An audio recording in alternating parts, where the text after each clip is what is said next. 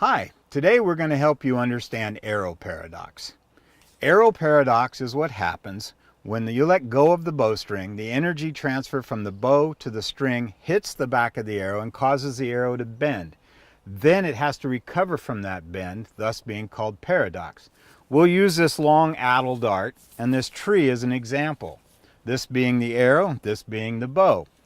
When you let go of the string, it causes the arrow to bend inward like this as you force that arrow forward.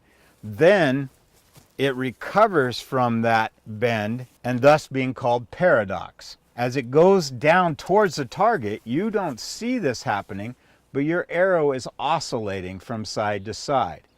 What we want to do is have the least amount of that oscillation as we can, but you have to have the right amount of oscillation to clear the shelf of the bow, especially in the sense of a self bow where there is no shelf cut into it. The arrow sits more of an angle. You will have an accentuated paradox, thus you need a lighter spined arrow shaft.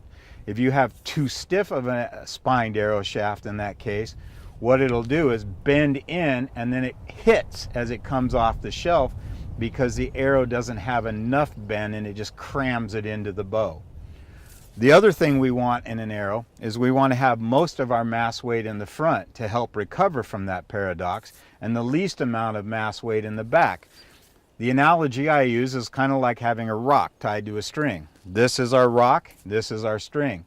If you throw the rock, what's the string do? It follows the rock. So we want to have 2/3 of our mass weight in the front 1/3 of the arrow to help it recover from that paradox.